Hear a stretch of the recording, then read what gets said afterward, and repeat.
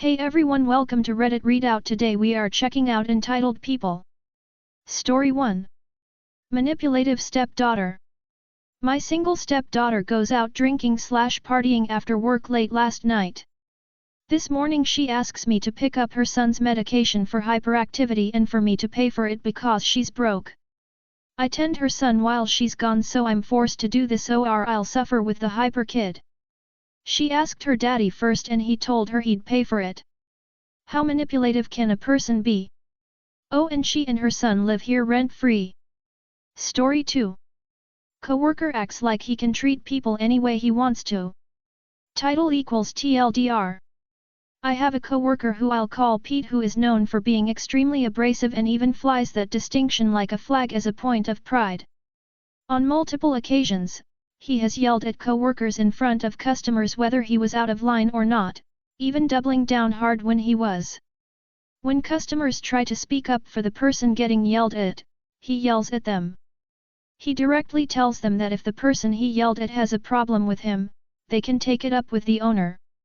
On one occasion, Pete went ballistic, yelling at me for allegedly creating confusion for a customer that my coworker, that I'll call Linda, was assisting. He directly interfered with me helping a customer and caused confusion by doing that. Linda and I both had to explain to Pete that he was out of line and that I had been speaking to another customer, not the one he yelled at me for. After Linda and I got very firm and mildly forceful with the explanation, he finally backed off and admitted that he was wrong. It's one of only 2 times that Pete even remotely apologized for his behavior. Overall, I have a good job and like working there. I just get extremely agitated when the stuff happens. The only person that I've never seen him yell at, out of the people who work there, is the owner. To be fair, though, I wouldn't be surprised if he has at some point. Story 3.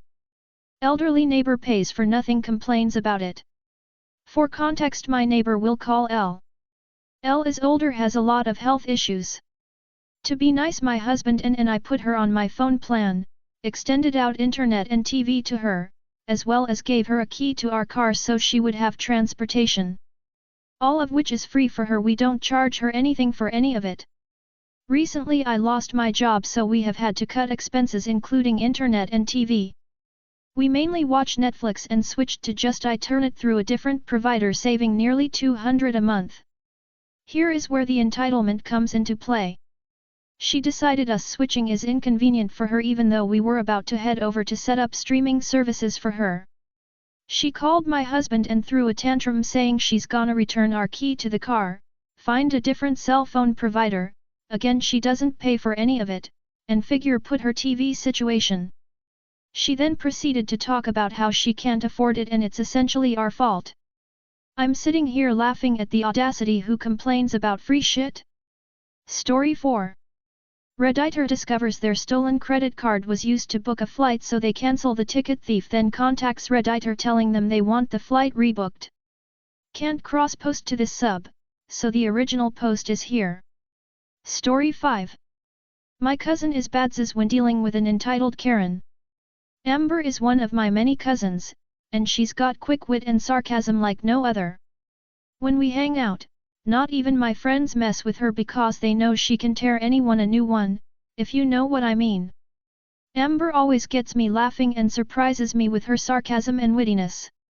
Before the coronavirus outbreak, it was one of those take your kids to work days, and Amber's mom, my Aunt Carol, took Amber to work with her. Aunt Carol owns and manages a family-owned store and was introducing Amber to customer service before showing her what it's like to manage a place, so when Amber gets older, she can decide if she wants to be a customer service assistant or something else entirely. Enter Amber with the quick wit when an entitled Karen comes over to one of the cashiers and demands free gift cards because nothing in the store is good enough and wants something to actually use when coming back to the sh*tty store.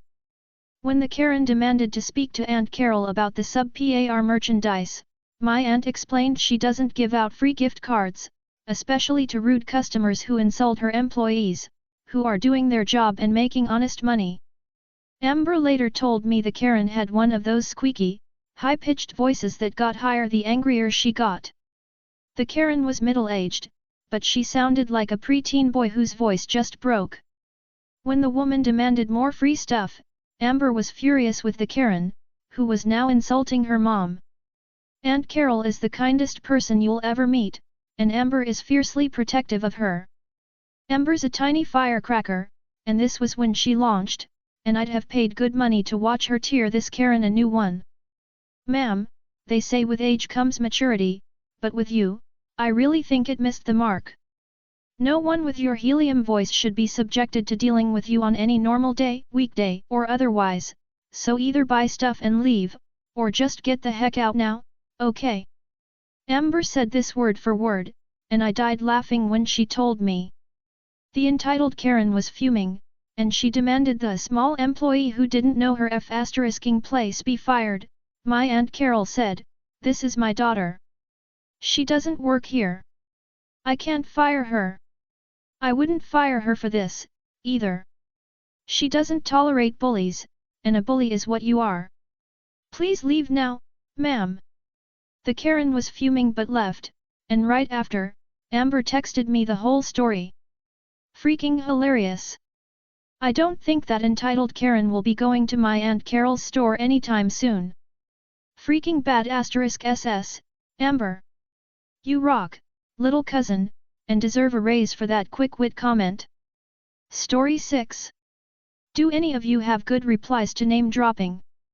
I live in a small, remote, island town. Due to how scenic the area is, there are also an abnormally large number of well-off families here. There is no connection to the mainland, no bridge or anything, so people seem to lose any perspective and get totally wrapped up in themselves and the tiny town politics.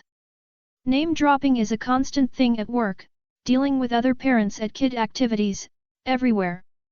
People introduce themselves as "I'm Jane Smith" and then pause and wait for you to act impressed or whatever.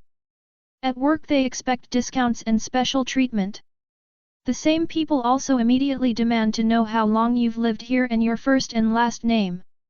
They then spend the entire conversation alternating between trying to figure out your net worth and dropping the names of every well-off person they know or are related to.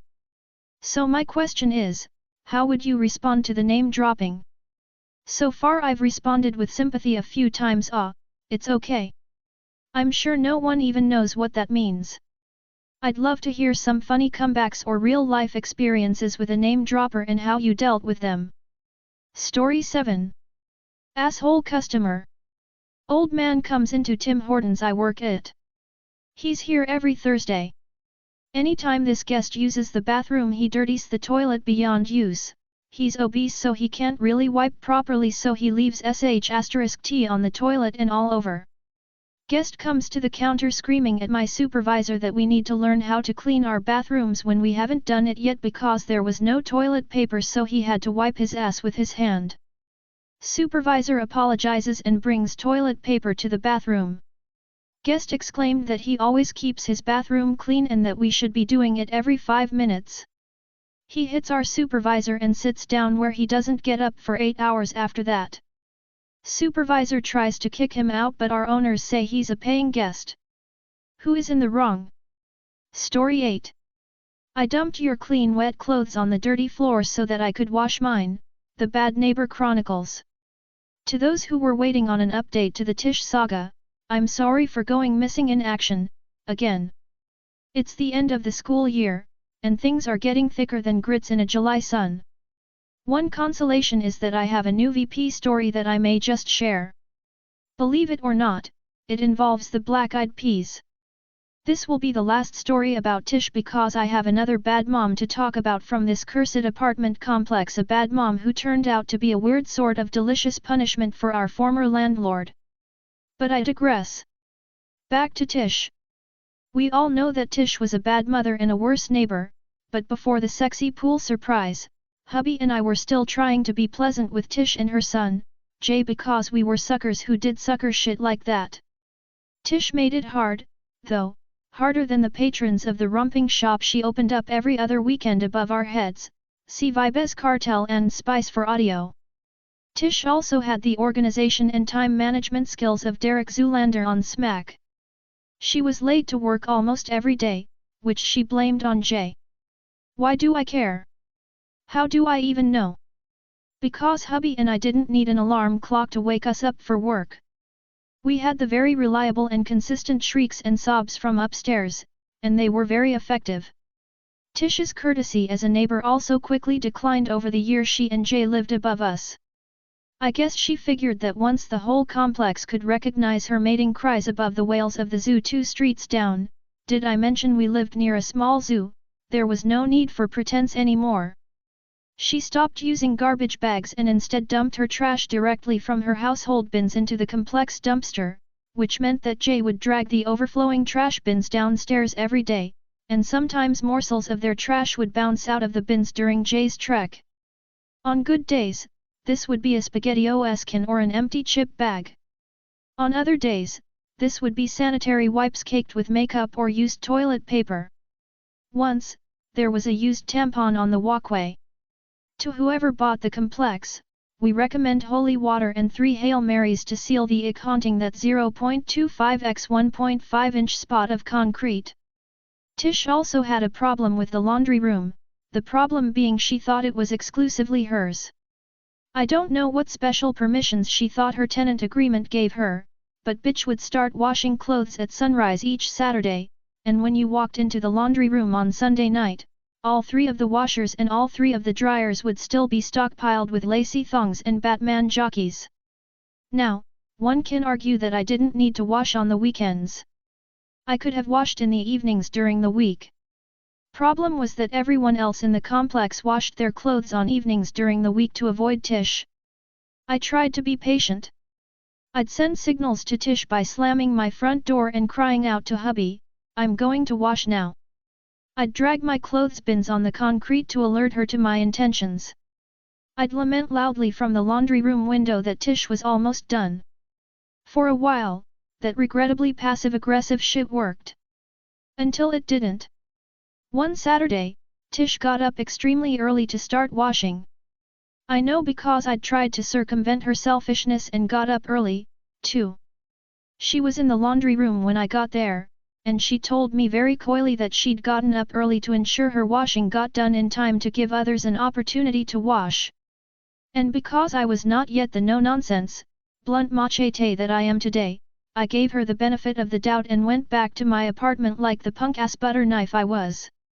Some time later, I saw Tish and Jay walking down the stairs from their apartment in softball attire, and I breathed a sigh of relief. She'd finished washing, obviously, as she was leaving to take Jay to his weekly softball game. So, once I heard the security gate shut, I ran to the laundry room, and y'all. Her clothes were still in the washing machines. And bitch was gone.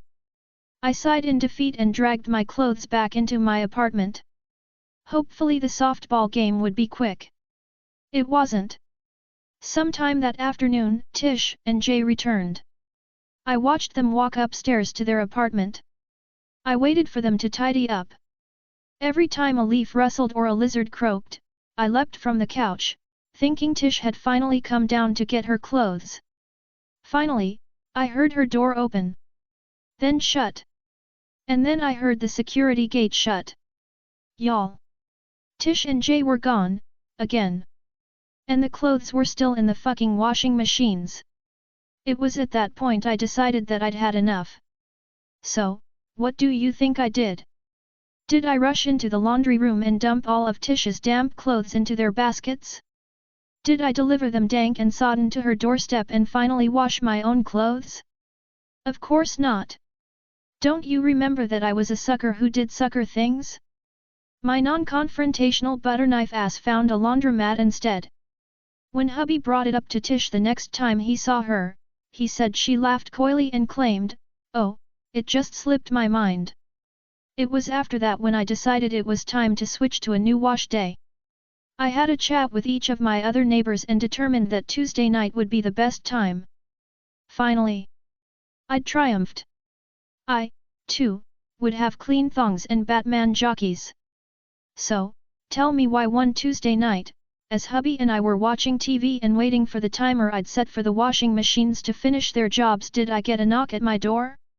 And tell me why, when I opened the door, Tish was standing there. OP, when are you gonna be done with the washing machines? I need to wash clothes, too, you know. I might have been a sucker, but if you suck on a lollipop long enough, it gets sour. And I was sour. But, then I smelled the high stench of whatever it was in her basket. Jay must have peed the bed. My sourness quickly dissolved into sympathy. Dramatic reenactment. OP, the washers should be done in another 10 minutes, Tish. Tish, but they're rinsing now. OP, yeah, and then they have to spin. Sucks teeth, rolls eyes, taps foot. OP, once the washers are done, I'll come out and put them in the dryers, and then you can wash while I dry. Tish, you know, you don't have to wait for the machines to spin. OP, what do you mean? Tish, I mean, you can take your clothes out once the water drains from the machine. OP, which is during the spin. Tish, no, girl, you can just take the clothes out of the machine once the water drains before the machine starts to spin. OP, you mean when the clothes are sopping wet because the spin cycle hasn't started to extract the moisture from the clothes. Sucks teeth, rolls eyes, taps foot. OP, you do realize that the clothes will be sopping wet, which means that they won't dry in one dry cycle. Crickets. OP, and that means that I'll have to put the clothes on for a second dry, which will take an additional 25 minutes. Crickets. OP, which means you'll have to wait an additional 25 minutes for the dryers instead of just 10, no, 5 minutes. Sucks teeth, rolls eyes, taps foot. OP, no, Tish, I'm going to wait for the washing machines to finish. That's literally in only 5 minutes now. Tish, ugh, you don't have to do everything by the book, you know. I need to wash. OP, it's just 5 minutes, Tish. I'll be out in a few. Tish threw a mild tantrum. Rolled her eyes. Sucked her teeth. Gesticulated like Verica Saltsen's garbage chute. I ignored her.